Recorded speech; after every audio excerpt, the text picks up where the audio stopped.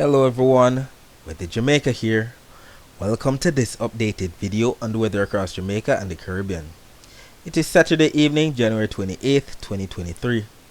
Now before we jump into it, please ensure that you guys like the video, share it, subscribe and tap notification bell so that you'll be notified every time I post a brand new video. Also feel free to leave a comment down the comment section letting me know what the weather has been like in your area recently. Also feel free to ask any other related question that you might have about the future of the weather in your specific area. I respond to all comments and I really live for this stuff. Alright, so let's just take a look at the significant feature map across the Atlantic for this evening. We can see that we have a ridge of high pressure right there across portions of the eastern United States that's been responsible for sending a lot of northeasterly winds into portions of the greater Antilles. This is why we got so much strong winds across Jamaica for today, especially in northern parishes. You can also see a line right here associated with a cold front that's affecting portions of the Bahamas, and we can also see what is a trough to the north of the main development region right there. And if we actually take a look at the satellite images before the sun went down, we can see that yes, we have a lot of clouds being pushed all the way down into portions of the greater Antilles into the Caribbean. Lots of northeasterly flow associated with that high pressure ridge. We can also see a line of clouds right here affecting portions of the Bahamas associated with that cold front, and we can also see the clouds associated with that trough to the north of the main development region. Alright, so let us turn our attention to a post that was made today about earthquakes.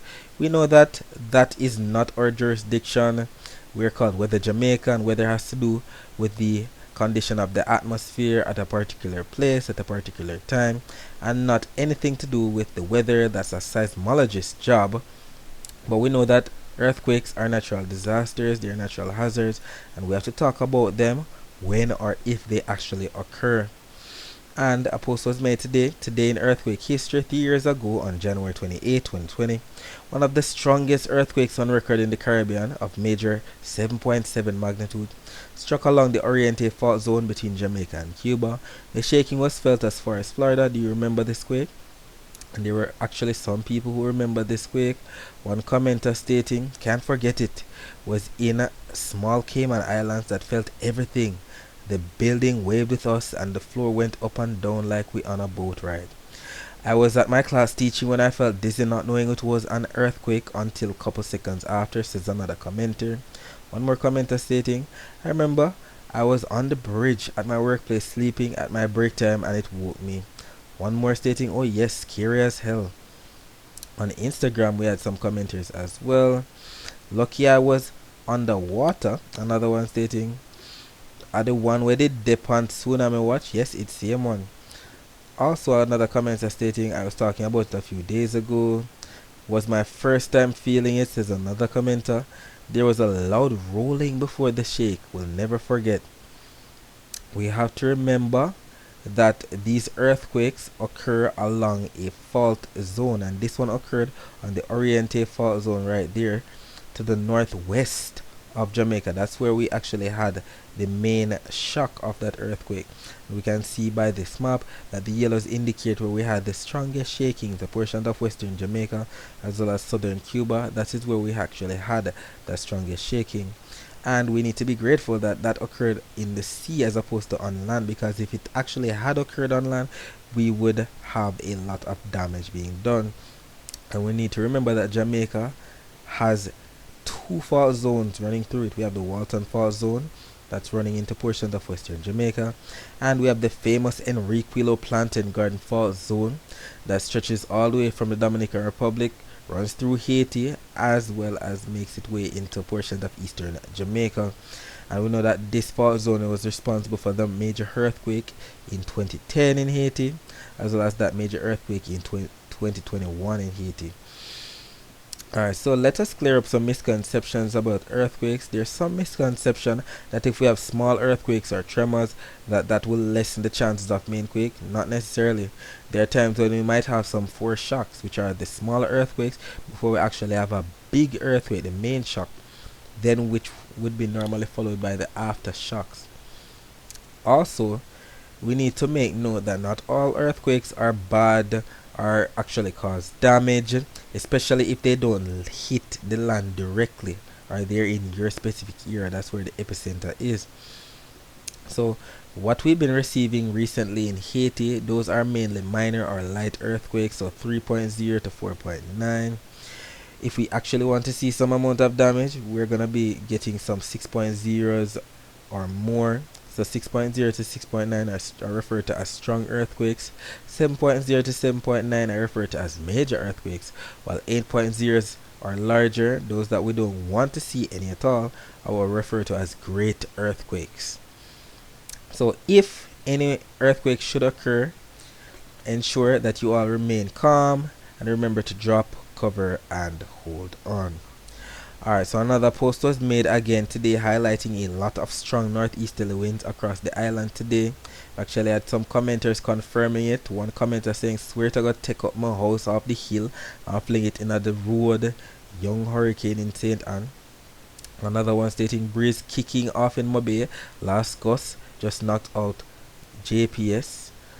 Even on Instagram, we had some commenters stating, one stating, "I feel it this morning in a west. I swear it's breezing. The breeze rough today." All of that is due to a high pressure ridge, which we'll be focusing on shortly. But before we do so, let's talk briefly about what was forecasted in terms of precipitation across Jamaica for today. So yesterday a post was made highlighting some amount of rainfall across portions of northern Jamaica. That was what we would have received considering that we have a strong northeasterly flow across the island. And we know that when we have a strong northeasterly flow across the island, we might get in on some amount of relief rainfall. So let's say this green portion of the land is the north coast, while the brown portion of the land is the south coast.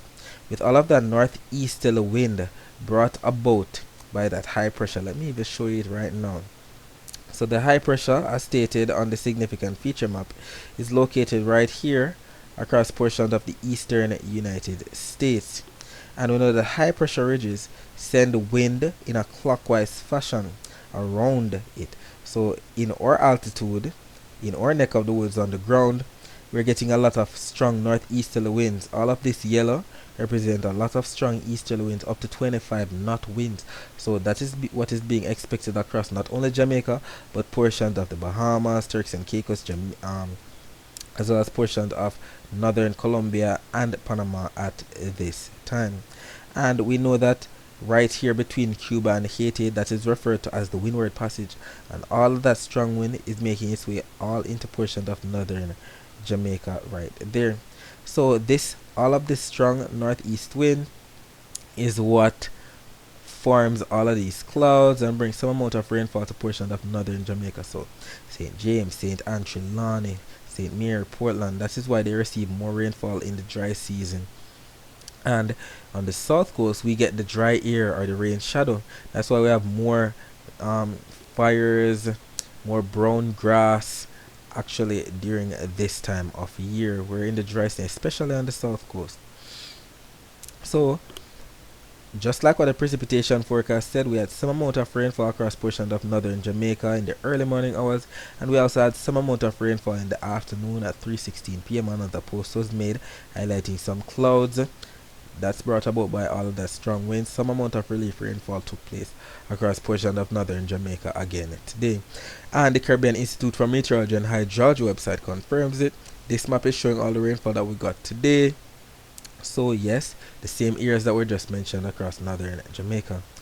As it relates to the temperature forecast for tomorrow, even although the temperatures right now are not that bad, we had a commenter in Mandeville stating that it was very cold. We're seeing 20 degrees Celsius in Mandeville at this time, and we're getting 25 degrees Celsius in Kingston and Montego Bay at this time. And we know that as the night progresses, the temperatures will be cooler. However, we're seeing some blues around Jamaica that represent below average temperatures. Let's say 1 degrees Celsius below average. Either way, Jamaica for the most part for tomorrow is in the clear. This is showing 18Z on Sunday. That's actually 1 p.m. on Sunday. So we're in the clear, and if we actually take a look at the average temperatures, that is 86 degrees Fahrenheit, and when we convert that, that's about 30 degrees Celsius. So we can receive anywhere from 29 to 30 degrees Celsius for our temperatures for tomorrow. Let's talk about the dry air map. So right now we can see a lot of yellows, oranges and reds across portions of the Caribbean associated with a lot of dry air. That's not Saharan dust, that's dry air. If you want moist air, we would see a lot of blues. When we have lots of moist air, we know that we can have a lot of rainfall over an area. So right now we have a lot of dry air, that's why we have more blue skies and less rainfall across the region. The actual Saharan dust, however, is situated across portions of Africa as well as the eastern portions of the main development region. Alright, so let us look briefly at the wind shear map. So both maps are showing 18Z on Sunday, that's 1 p.m. on Sunday, and we can see that both maps are in agreement that we're going to be receiving northwesterly wind shear across the island. So if there's a chance of us receiving afternoon convection across portions of western and central Jamaica as usual, it will be more biased towards the southern parishes. However, the wind forecast for tomorrow on both the Euro and the GFS are showing more of an easterly flow rather than a northeasterly flow like what we got today. So there will be less wind, but most of the wind, or the strongest wind, will be across portions of northern Jamaica. As it relates to the precipitation forecast, just as stated, that relief rainfall is going to be biased towards portions of northern Jamaica, especially with that strong east-northeast flow across the island, especially across northern Jamaica. So we see some amount of blues that represent rainfall across northern Jamaica. So Hanover, St. James, Trelawney, St. Anne, St. Mary and Portland might get in on some amount of rainfall. What time is this? This is 4 a.m. on Sunday. Even at 9 a.m. we still have some amount of blues across portions of northern Jamaica, even in spilling into portions of eastern Jamaica, so portions of St. Thomas might get in on some of that as well. What about the afternoon? At 4 p.m. we see that the blues have made their way over to western Jamaica, so portions of Westmoreland, maybe St. Elizabeth, on both maps showing some amount of rainfall across portions of western Jamaica. So we shall see exactly what unfolds with that as time progresses. As it relates to the accumulated precipitation forecast for tomorrow, both the Euro and the GFS have the bias of the rainfall across portions of northern and eastern Jamaica. And when we have consensus like this, we know that the chances of it actually happening are much higher. Alright, so that's it for the forecast across Jamaica. Let's talk briefly about the rest of the Caribbean. So as stated, yes, we have a lot of northeasterly flow, bringing a lot of low-level clouds into portions of the greater and eastern Caribbean, greater Antilles and eastern Caribbean. And if you actually take a look at the Doppler radar images, we know that Doppler radar images show the actual rainfall over an area as opposed to satellite images. Satellite images, we know that satellite images show the cloud cover and not necessarily rainfall. We know that we can have cloud cover over an area and not necessarily the actual rainfall. The greens represent the actual rainfall, so up light to moderate rainfall. And if we actually load these images from 3 p.m. today, we can see that yes, we have some amount of rainfall coming in from the east northeast with all of that flow from the high pressure ridge. So portions of St. John's, portions of Guadeloupe, portions of the US and British Virgin Islands, even portions of Puerto Rico, especially San Juan and the northern side of the island, getting in on some amount of rainfall tonight, and some of that might even spill into portions of the island tomorrow. If we look at the Barbados radar, we can see that we have some amount of rainfall that's starting to affect portions of Tobago at this time, sections to the west of Tobago as well, so portions of Grenada getting in on some of that rainfall as well. If we actually take a look at the wider view, we don't have much in the way of rainfall being forecasted or happening at this time across portions of the rest of the basin. Might see some passing showers across portions of the ABC Islands as well as Belize as well. If you actually take a look at the temperature forecast for the rest of the Caribbean tomorrow, we can see some amount of blues that represent 1 to 2 degrees Celsius below average temperatures. This is 1 p.m. on Sunday, and we are seeing that we're going to be receiving slightly below average temperatures across portions of Nicaragua, portions of the Panama region, portions of the ABC Islands, portions of Trinidad and Tobago, portions of Barbados and areas west of there. So St. Vincent, portions of Dominica, portions of northern Dominican Republic and Haiti, as well as portions of eastern Puerto Rico might getting on some of that cooler temperatures as well. As relates to the Saharan air layer forecast, the dust, nothing is happening across the Caribbean for 2 p.m. on Sunday. Most of this dust is situated across portions of the Caribbean as well as the eastern portion of the Atlantic. As it relates to the precipitation forecast on both the Euro and the GFS model, we can see that for the most part, majority of the rainfall, if it's not already affecting portions of northern portion of the Dominican Republic or northern portion of Puerto Rico, more than likely it's going to affect them up until 10 p.m. on Sunday. This map is showing all the rainfall that's expected from now up until then, and we can see that most of the rainfall, even up to an inch of rainfall, is being predicted for portions of Nicaragua as well as Costa Rica. And we know that when we have consensus like this, the chances of it actually happening are much higher. Switching over to portion of the western section of the basin, we can see that yes, we have some agreement in terms of rainfall for portions of Belize as well, maybe even picking up on some amount of rainfall across portions of Honduras as well. Alright, so let us briefly talk about the sea surface temperature map. We can see that yes, we still have those blues that represent a La Nina across portions of the eastern sections of the Pacific, and we can see a lot of warm sea surface temperatures across portions of the Atlantic. And we know that when we have a combination like this, the chances of an above normal hurricane season are much greater. So if this should continue into the next hurricane season, that is what is going to take place. Alright, so let us talk briefly about the precipitation forecast for the month of February 2023.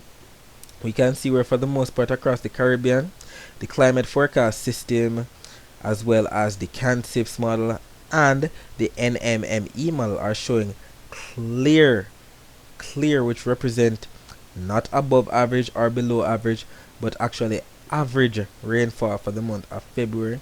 That's the consensus on all three maps, even although we have some amount of yellows that represent below average rainfall for portions of the Greater Antilles by the climate forecast system. CANCIPS not so much, and the CANCIP is more in agreement with what the NMME model is showing, even although we have some amount of greens here and there. Either way, the Climate Prediction Center is making more sense with what all three models are showing. So if you actually take a look at what the Climate Prediction Center is showing, you can see some amount of greens across portions of the Pacific. But what about the Caribbean? Nothing to show. No below average rainfall or no above average rainfall across the Caribbean for the first 2 weeks of February. So just like what the maps prior to this were showing, that is what we're going to be expected. However, if we actually take a look at the Caribbean Climate Outlook Forum, we can see that for the months of February, March, and April, this is what we're going to be experiencing across the Caribbean. For the Turks and Caicos and the Bahamas, Cuba, and the Cayman Islands, we're going to be getting in on some browns that represent below normal rainfall. Jamaica looks like we're in the slightly above normal rainfall area.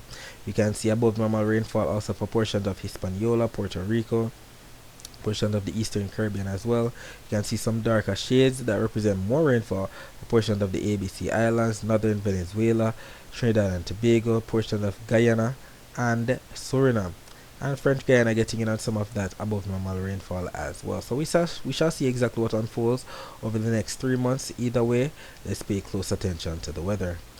As it relates to the next 10 days, however, in terms of rainfall, we can see some blues that represent up to an inch of rainfall across these spots. So this is all the rainfall across the Caribbean from now up until February 7th. And we can see the consensus, mainly northern Jamaica, northern Hispaniola, and Puerto Rico, portion of the eastern section of, well, the northeastern portion of the Eastern Caribbean, so the lesser or the Leeward Islands, not the Lesser Antilles. We can see that most of the concentration of the rainfall, even up to, let's say, up to 5 inches of rainfall, is across portions of the southern and eastern United States. And we know that when we have consensus like this, the chances of it actually happening are much greater. Alright, so that's it for today. Thanks for watching.